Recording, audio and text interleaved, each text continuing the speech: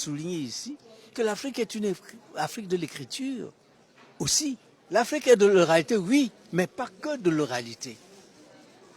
Et ce livre que j'ai publié, Le trésor des manuscrits de Tombouctou. Tombouctou avait une université quand les Européens n'avaient pas encore d'université. Tombouctou au Mali. Et ces manuscrits sont là. Il y a l'ONG Savama DCI au Mali qui s'est battu corps et âme quand les djihadistes sont venus là et voulaient détruire ces manuscrits. Les gars, ils ont réussi à sauver ces manuscrits. Dr Aïdara et Banzoumana, c'est eux qui ont fait ce travail-là. Ils ont sauvé ces manuscrits. Ces manuscrits sont maintenant en train d'être travaillés à Bamako. Et maintenant, ils ont même commencé à publier. Alors, la première question, le professeur, docteur, etc., africain à l'université, est-ce qu'il a déjà exploité un jour les manuscrits de Tombouctou? Et il est même incapable de les déchiffrer. Alors, on va lui dire, tu sais, vous êtes un peuple de l'oralité, du n'importe quoi.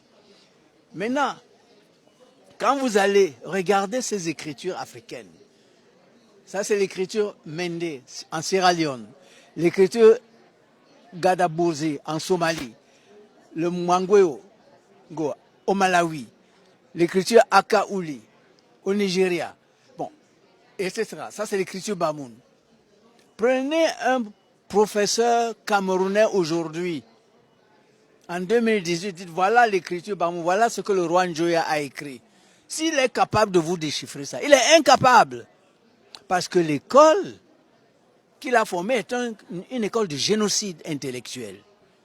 Donc il ne peut même pas déchiffrer ce que ses propres personnes ont laissé. Et on va vous parler de oralité.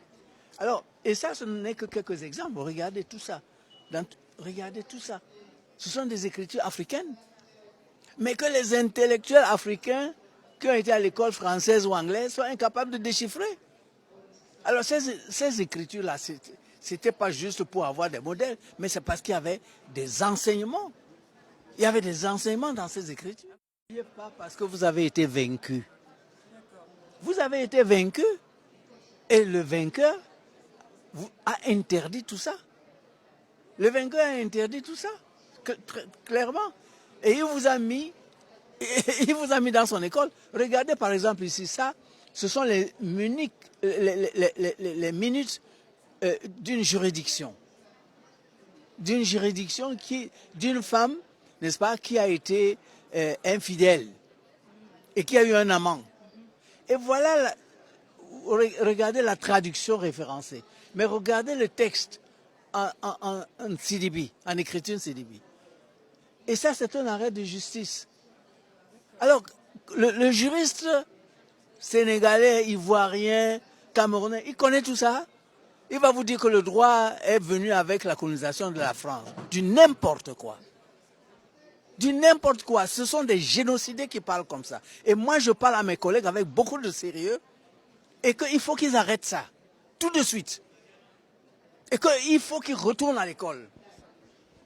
Les diplômes qu'ils ont là, j'ai 2 doctorats en France. J'ai une habilitation allemande. Mais c'est insuffisant.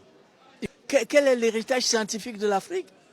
Et tant qu'ils n'ont pas intégré l'héritage scientifique de l'Afrique dans leurs recherches et dans leurs enseignements, ils vont continuer, c'est eux qui vont continuer le génocide que les autres ont imposé. C'est pour ça donc que nous mettons tout ça à la disposition, pas seulement de la jeunesse africaine, mais du monde entier, pour dire arrêtez du n'importe quoi sur l'Afrique.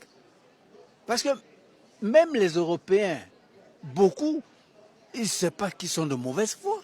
Mais puisqu'ils ont été eux-mêmes dans cette école où on a génocidé les autres, les Africains, ils ne pourront pas vous dire autre chose. Mais alors, nous qui avons les diplômes européens là, on connaît tout ça? Mais il s'agit de nous et de notre culture, enfin, de notre héritage scientifique. Il faut arrêter ce génocide et permettre à l'Afrique, c'est-à-dire d'aller dans ses profondeurs pour donner le meilleur de cette Afrique-là au monde moderne d'aujourd'hui.